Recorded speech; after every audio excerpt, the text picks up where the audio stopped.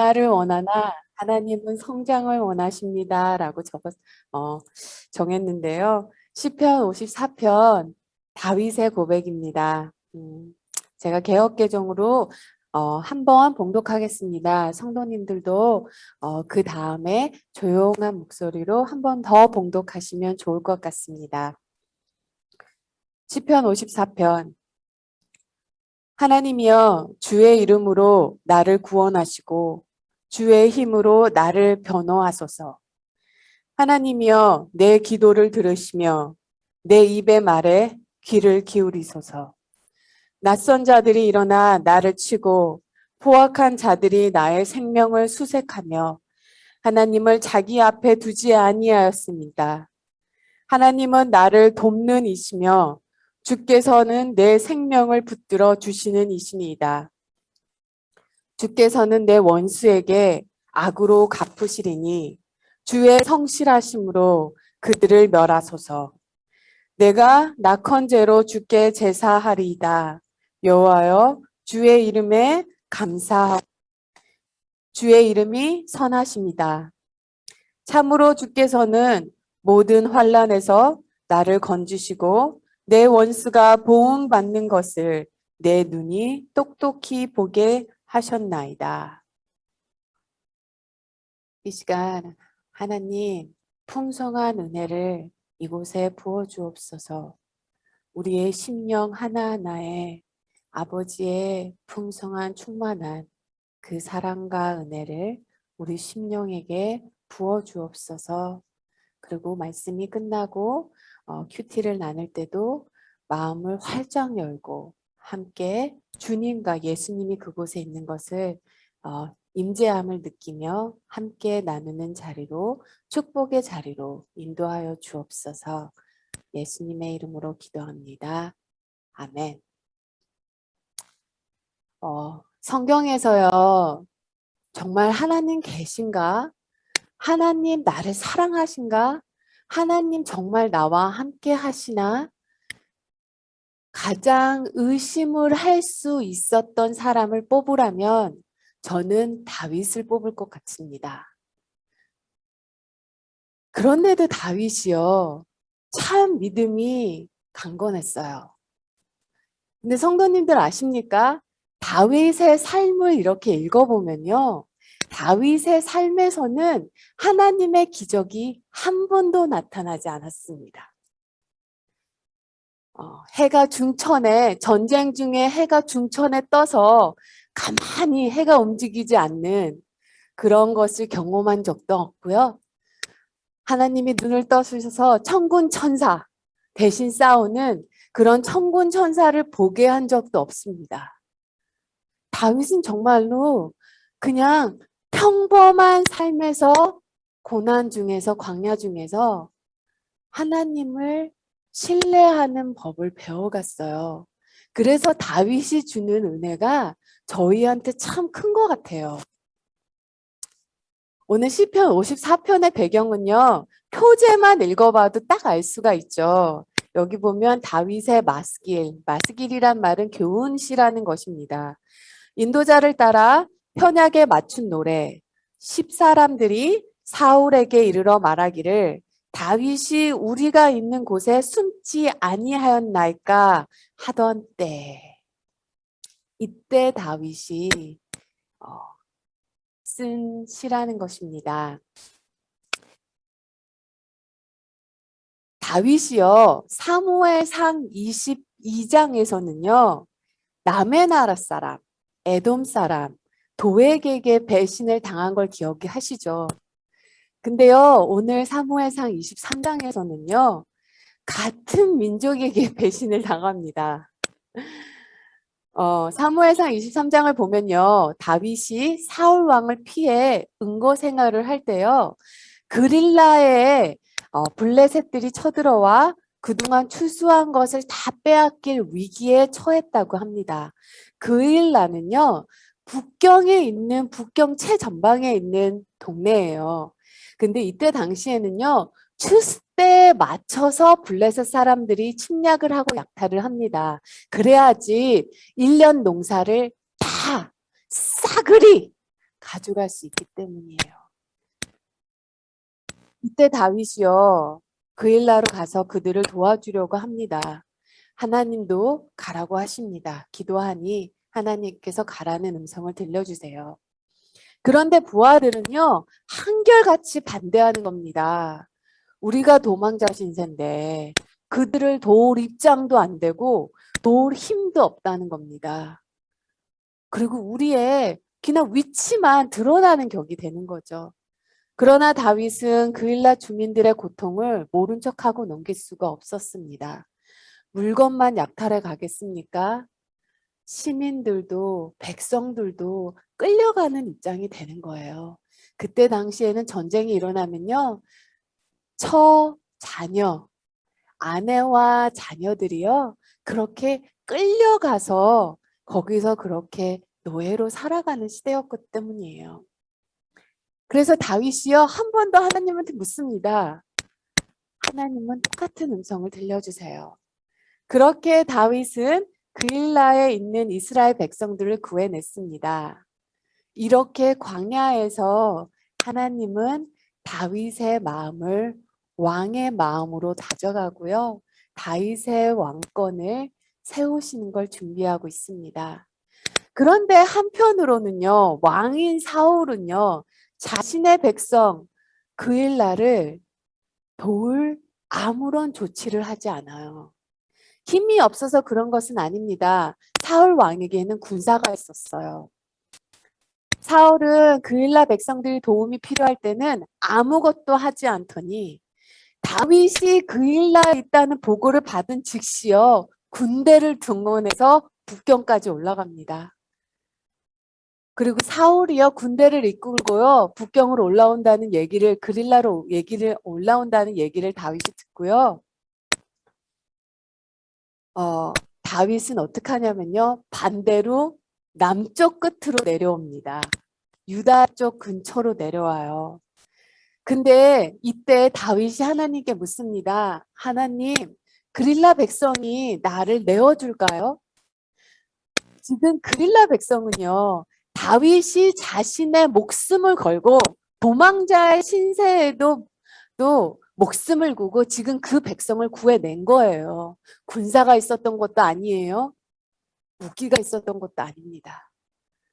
자기 목숨을 걸고 구해낸 백성들이요, 하나님께서 말씀하시기를 그들이 너를 내어줄 거라고 합니다.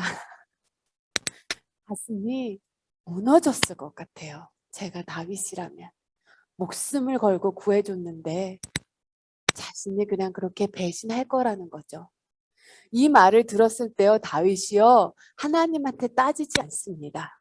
왜 이런 일이 일어나게 하시는지, 어떻게 사람들이 저럴 수가 있는지, 사람은 맞는지 따지지 않아요. 그리고 조용히 남쪽으로 피신을 내려옵니다. 다윗이 그렇게 할 수 있었던 것은 다윗이 바보라서 그런 게 아니에요. 다윗은 하나님께 순종한 겁니다. 하나님이 이 상황을 알고 계신다면, 그리고 하나님이 이 상황을 알고 계시기에 하나님께 모든 결과를 맡긴 거예요. 하나님께서 계획이 있으시다. 하나님께서 일을 하실 것이다. 하나님께서 뜻이 있을 것이다. 구해낼 것이다. 이렇게 사울은 북경으로 다윗을 쫓아 올라가고요, 다윗은 반대로 남쪽 끝으로 내려옵니다. 그리고요, 다윗이요, 10동네, 10사람들이 사는 그 동네에 피신을 합니다. 거기는 좀 안전할 거라고 생각을 했어요. 왜냐하면 다윗이 유다 지파 사람이었고요. 10동네라는 10이라는 마을은요, 헤브론에서 사실 한 15km밖에 떨어지지 않아요. 그리고 족속으로는 같은 유다 지파입니다. 그뿐이 아니라 다윗이요, 전에 10사람들을 구해낸 적이 있어요. 자기 지파에, 자기가 전에 구해준 사람이니까 자기를 좀 어떻게 해주겠지 하는 마음으로 다윗이 거기는 좀 어떻게 내가 기대해 볼 수 있겠지 하는 마음으로 내려옵니다. 사울이 이의 얘기를 듣고요, 또 북경에서 남쪽 끝으로 40km를 또 내려옵니다. 그런데요, 10지역의 사람들도 다윗이 있는 곳을 사울에게 밀고를 합니다. 한 번도 아니라요, 2번을 해요. 사무엘상 26장에 가면요, 한 번 더 밀고를 합니다. 다윗의 마음이 정말로 무너졌을 것 같아요. 이젠 갈 데도 없고요, 의지할 데도 없고요, 어디 진짜 사람이 싫었을 것 같아요.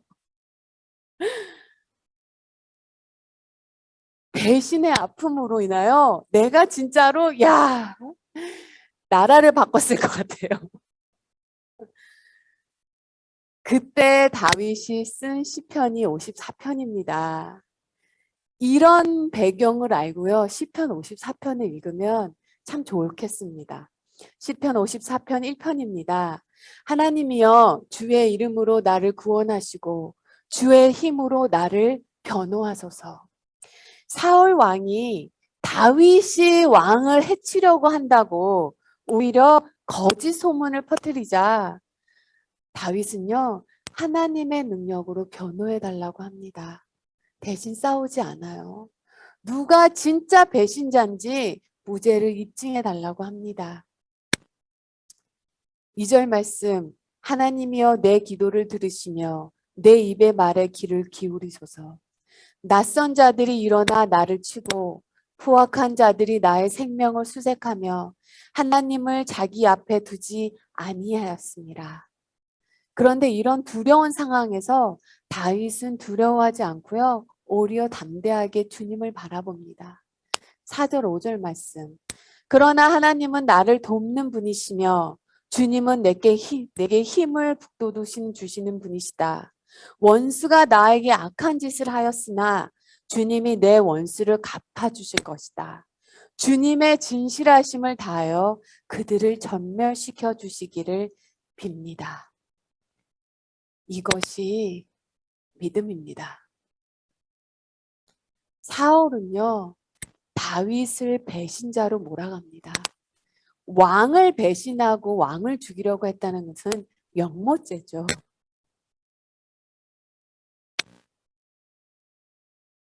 그러나 억울한 다윗은요, 이 억울한 사정을 해결해 주실 분은 인간이 아니라 힘 있는 하나님뿐이라는 것을 믿습니다.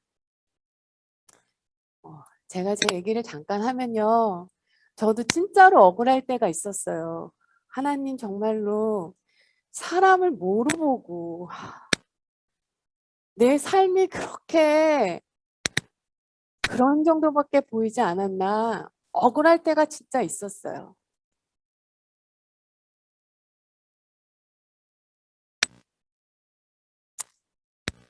교회 바닥에 앉아 엉엉 우는데 하나님 전 너무 억울해요.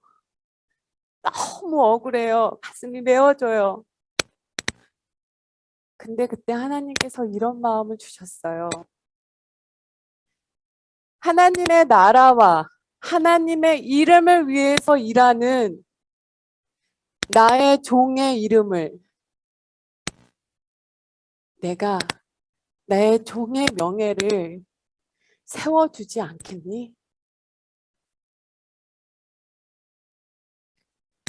하나님의 나라와 그 이름을 위해서 일하는 주님의 종을, 그 종의 명예를 내가 세워주지 않겠니?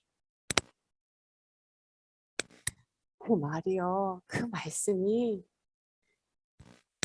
그 억울한 마음을 디디고 일어서게 하더라고요. 사랑하는 성도 여러분, 하나님의 이름을 위해 일할 때요, 반드시 고난은 다가옵니다. 복음은요, 고난과 함께 가요. 고난 중에 복음은 전해집니다.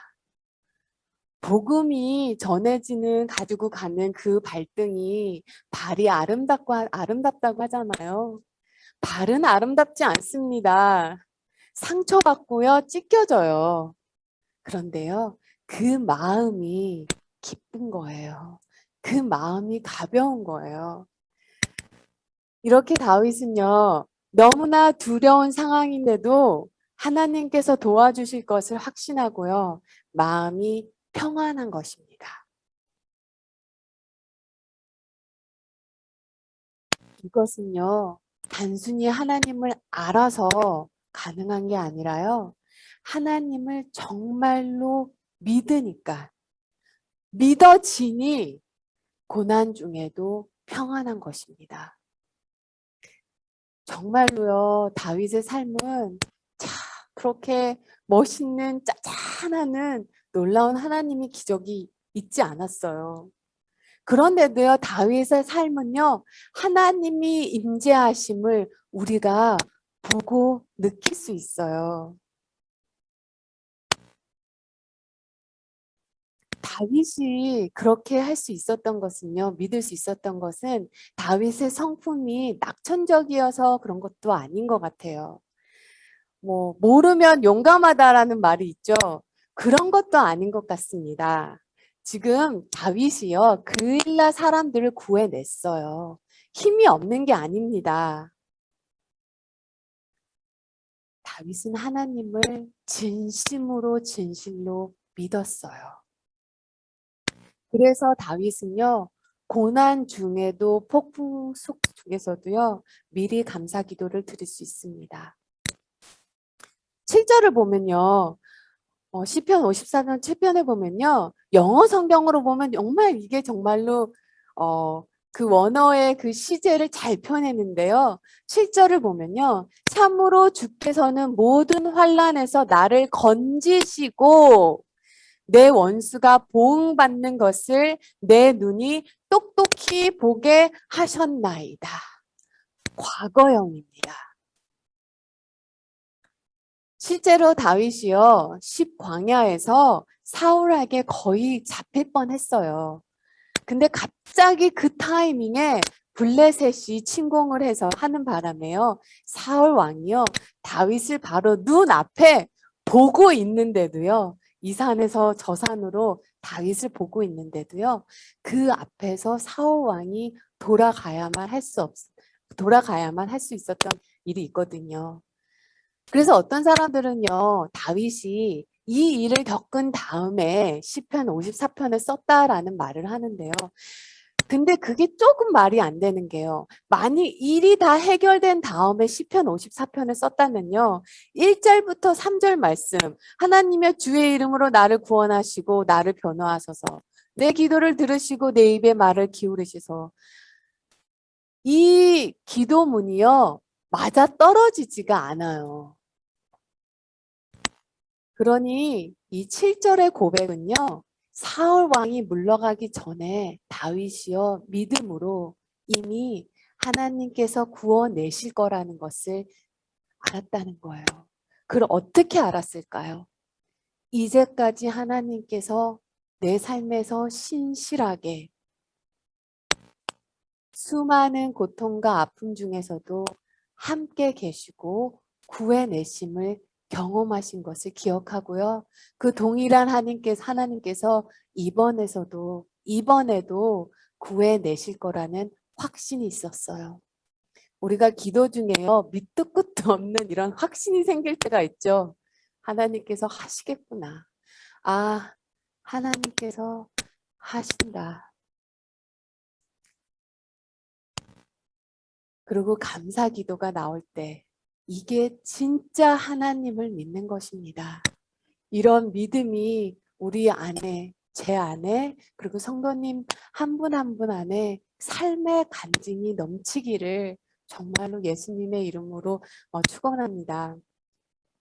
우리가요, 두려운 일이 많은 세상에서 살고 있지만요, 이런 믿음을 가져야 합니다.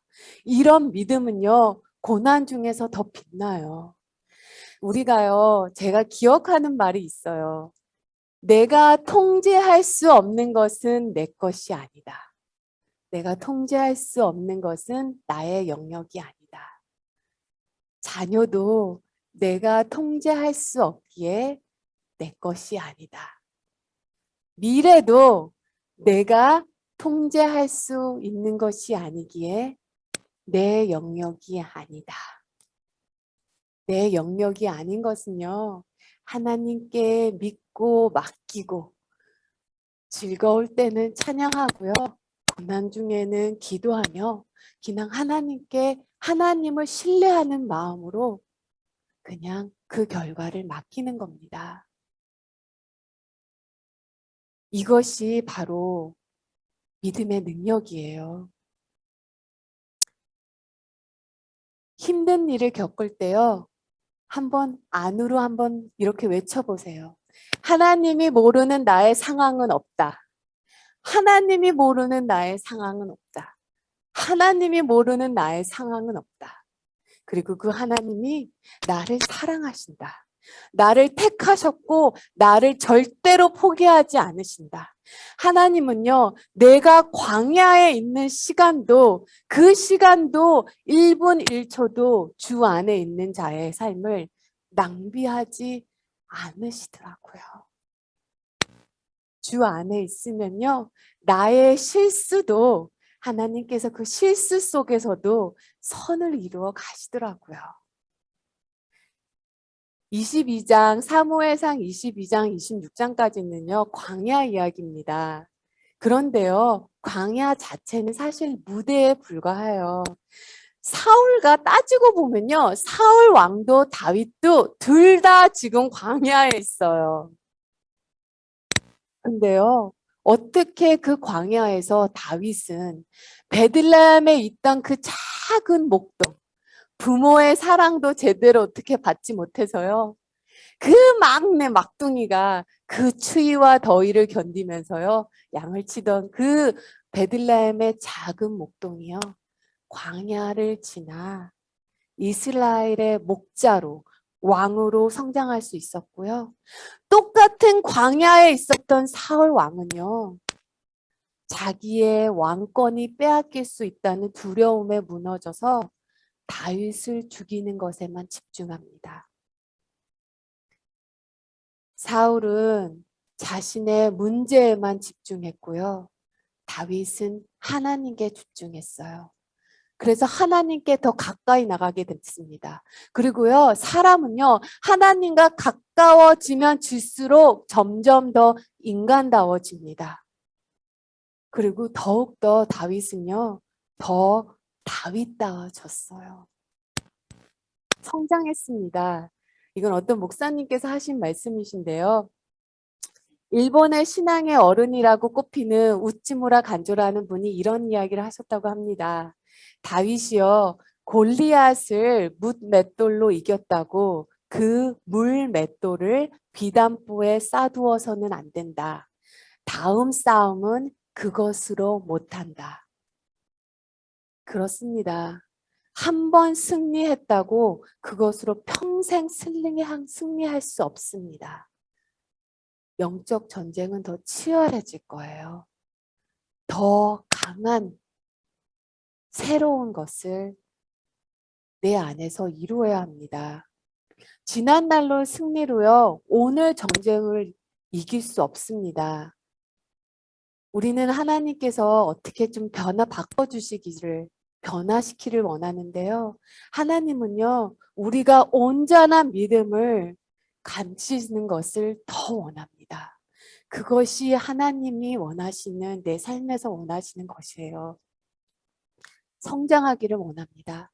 그리고요, 성장하는 사람들에게 볼 수 있는 것은요, 성장하는 사람은요, 위협을 무릅쓰고 상처받을 것을 무릅쓰고, 더 많이 사랑하는 사람이 더 많이 상처받을 수밖에 없어요.